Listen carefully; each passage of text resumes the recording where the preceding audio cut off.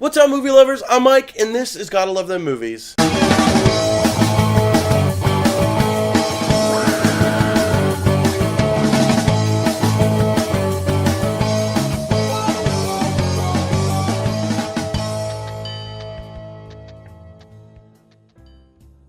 You guys, we're here talking Cafe Society. First, I need to make a point.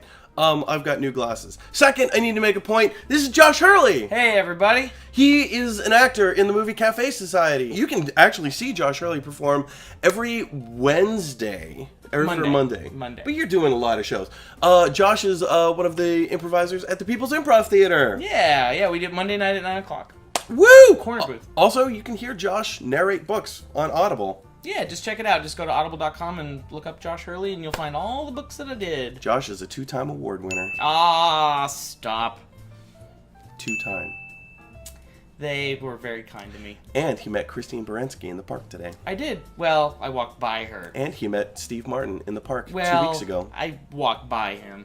And he met Josh Brolin. I've never even walked by him. So, Josh, you are in the movie Cafe Society. I am, yeah. You're a literal actor in the movie Cafe Society. I am in the movie. You can see me. A couple times you have to squint to see me, but there's a couple shots where I'm front and center. Stop doing yourself injustice. No, yeah. You can see me a couple times in that movie, which is great. It's a dream come true, honestly. I know it sounds cheesy, but I've always wanted to be in a Woody Allen movie. Annie Hall is like my favorite movie of all time. Ask me my favorite Woody Allen movie. What's your favorite Woody Allen movie? That's not a Woody Allen movie. My favorite Woody Allen movie, probably Midnight in Paris. It's a great one. And a more recent one, too. It is a more recent one. Okay, so let's talk about the actual movie. What did you think of the acting in the film? The acting was great. I think Woody Allen's really smart about his casting because he hires people that he knows can do the job. Yeah. I did read that Kristen Stewart did actually have to audition for this role, which I don't know what that entailed. Good. Kristen Stewart should never get anything on her own acclaim. I don't like Kristen Stewart. I will say this about Kristen Stewart, though, is this is the first time I've ever seen her on screen in a somewhat likable role. Yeah, her personality is a very kind of, she has kind of a more withdrawn personality, and this one she was a little more, I would say vulnerable maybe, and more kind of, you could kind of connect with her on this. It was more connectability. Yeah. I mean, she's not connectable as a vampire. She's not connectable as Joan Jett. I will say I honestly haven't seen her in that much. I haven't seen the Twilight movies, so I don't know her performances. I saw the first two, and I was like, "That's it, I'm done." Yeah. Can't. Yeah. What? Can't do it. That's fair. So all in all, acting, everyone had a pretty good sense of style, fun, engaging. The mother and father scenes, like around the dinner table, those are a lot of fun. Jesse Eisenberg is great. I think he's a good actor.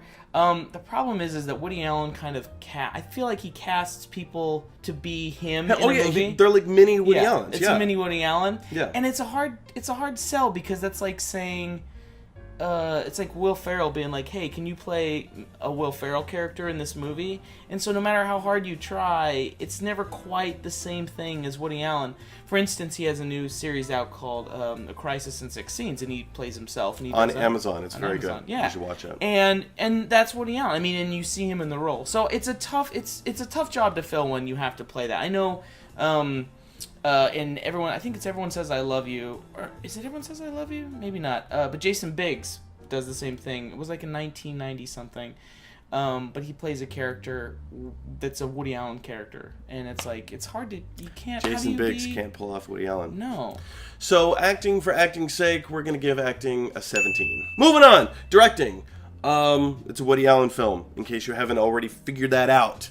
What do you think? Directing. I thought it was a beautifully directed movie. I thought it was beautifully gorgeous. shot. Yeah, it looked really good. I think Woody Allen has a bunch of different kinds of movies. He has his slapstick comedies, which are his early stuff. He has his like heavy dramas, like Match Point, Interiors. He's got his kind of serial comedy dramas that are like Crimes and Misdemeanors. He's got a straight comedy. And Curse of the Jade Scorpion. Which is probably, let's be fair, his best film ever. One of the best films. But he's got a lot of different categories of movies. Sometimes all those elements come together. Oh, and beautifully shot movies like Manhattan. This, I think, goes into the category of beautifully shot movies. Yeah. This is a movie that has gorgeous cinematography. The lighting is like it's like so rich it'll like clog your arteries. Like it's just the lighting is gorgeous and the color and the richness of it, and it looks like 1930s. So being a part of that was really fun, to be dressed up in the 1930s. Sure, yeah, of course. And to see it on screen, it's even more beautiful. And another fun fact I know about Woody Allen is that he doesn't do a lot of out of focus background. So you see, if you watch a Woody Allen movie, you'll notice that it's not like focus up front and then the background is fuzzy. It's like you see everything. It's very almost theatrical that way. This is his first movie that he shot digitally. So if you watch it, it still looks like film. Yeah. And they shot it digitally with a new cinematography. It was an app. They have an app for that. They have a new app. Yeah, it's a Woody Allen app. Transfer digital to make it look like film. So just a couple interesting points about that. It's a but film, cinematography. But yeah, so points to him for making digital look like this rich, beautiful 1930s film. Props. Anyway. Way to go, Woody Allen. Yeah. You impressed us. You did good. But there were other aspects of the film besides it looking amazing. It kind of dragged a little bit. Yeah, there were parts. It could have been tightened up. It's funny because Woody Allen, it's almost like he was holding back here. he had like a couple plot lines going on that could have been tightened. So for directing, this may come as a shock, but I'm going to give it a 13 out of 20. Writing. Okay, so we were talking about different characters, different storylines. Well, you said earlier that it felt like two separate films. So Jesse Eisenberg's main storyline with Steve Carell and Kristen Stewart, there's that story going on. And then there's the B story with Jesse Eisenberg's family. Right. Which it feels very, like, the two themes really have nothing to do with each other. They were kind of high and low. Like, it was like, here's this highbrow story about this, like, affair that's going on between this Hollywood mogul and yada yada. And then here was this, like, Brooklyn family that was like arguing at the dinner table, you know, the father and like his classic wife Woody beater. Allen kind of comedy, like exactly what you'd expect a Woody Allen family to be like in like 1930s Brooklyn, right? Which is great and it's so entertaining. And honestly, I think that was one of my favorite comedic parts about the movie was the interaction between the mother and the father and the family and the brother. It was so fun. Yeah. But it didn't really jive with the rest of the movie. So again, for that reason, Woody Allen, you had some great one-liners, but the story was a little disjointed. So I'm going to go with 13. Effectiveness. How effective was the film in getting its point across? Again, I think there could have been funnier parts. Yeah. Again, it was a gorgeous film, and I feel like I wonder if he kind of got more taken. By the way, if you guys haven't noticed, the cinematography. Check out the cinematography in this movie. Gorgeous. I didn't say anything about that, and I should have. Yeah, but we'll come back to it. We'll talk about more about it later. But my point being is that I think this was a film for him that you could tell that's what excited him a lot about it, like the setting and the time period. It was the look, and the feel. And maybe that's where some of the comedy aspects were lost. I feel like he's so brilliant and such a genius when it comes to like writing and comedy. It seems like with every Woody Allen film, he picks one different thing to focus on. Right. Like, Annie Hall will focus on the story. Sleeper was all about slapstick. Yeah. Blue Jasmine. Blue Jasmine. That was a character piece. Yeah. So he has like all these different things that he focuses on in each film. So in this regard, it feels like there was some things left behind. I will say the things that were effective for me was I felt like I was in watching the movie, not necessarily being in it, but also being in it. But watching the movie, I felt like I was like immersed in the 1930s. Like I felt like this is Hollywood in the 1930s in New York. I definitely got that, but I don't know if the story was the thing that was pulling me through all the way at some of the times. Yeah. I do like what he did with it. He tried to do a little bit of a kind of a farcical back and forth with the uncle and Bobby, so Uncle Phil and Bobby, Steve Carell and Jesse Eisenberg, kind of not knowing that each other knows about the affair that's going on. Right. So there's a little bit of comic interplay there, but I think, he could have done even more with that. It could have been a lot better. I think Woody Allen, I think there was a quote where he said, if you want something to be funny, make it 10% faster.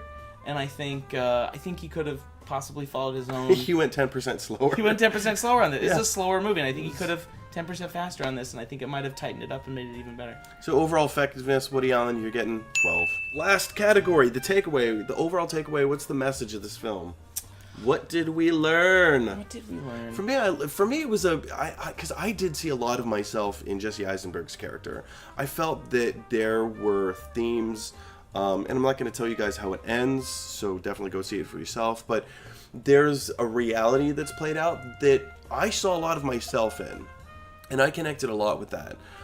I mean, it was fun to see the family and like that whole gangster dinner table kind of romp. That was fun to watch. I couldn't put myself in their shoes, but in terms of like the A storyline, I felt very like, I'm okay. I know exactly. Yeah. So for that, I felt very like, and plus it's one of those movies that's made that, and I'm trying to use my words carefully because I don't want to give away anything, but it has a realistic tone, and it's dare I say, a realistic ending. Yeah, it's a little bit more of a it's not a happy bow in the end ending. Mm-mm. It kind of leaves things a little nebulous, and it kind of ends on a heavier note. Yeah. And honestly, one of the scenes that I was filming was literally the very last scene of the film, and I had no idea that was the last scene of the film. Oh, okay. So, when we were filming it, it did not feel like no one was like Woody Allen was like, all right, and so this will be the last scene, so everyone make sure that we're you act like it's the last scene or whatever. Oh, jeez. It was like we had no idea. So when I saw that be the last scene, I was like, okay. So it was interesting. Huh. Yeah. Interesting. Yeah. Interesting. Because it ends on a very specific shot, and that Yeah. shot was I saw them shoot that, and there was no pomp or circumstance about that shot that I saw. Because watching the end shot scene out of context, obviously I wasn't there on set, but it just seeing that scene by itself seems like it would kind of almost be an opener for the film. Yeah, it could easily have been something to that regard. So I don't know. The construction of Woody Allen always plays with his construction of his films. I mean, Annie Hall's a perfect example of that, like starting in the middle and then moving back and forward. So you never know what to expect. And I think with this movie, it did end on a little bit more of a serious note and a little bit more of like a thought provoker when you leave. You're like, oh, yeah. And it's a meditation, I think, on love, on unrequited love, on possibly the right person, wrong time, wrong person, right time. Yep, I think that's it right there. The right person, the wrong time. Or the wrong time and the right person. Yeah, and I think it kind of just this misconnection here, and by at the end of the movie, It's a 1940s Craigslist ad. it is. It's all a Craigslist ad. The overall takeaway, I'm going to go with the 15 out of 20. So I thought it was a little higher than it had a better message. I think that if you can actually stick through it, you can actually pull something away from this. Yeah. So overall, it leaves Cafe Society with a total of 70 out of 100.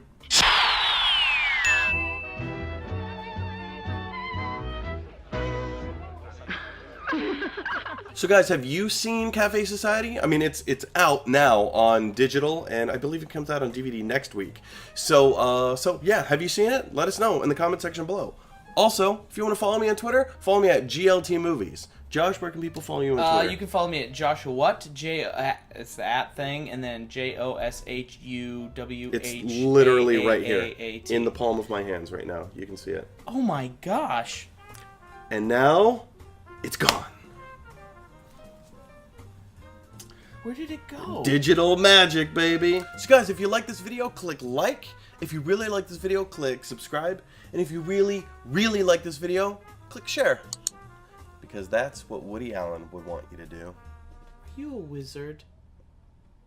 Alright, movie lovers, we're out of here.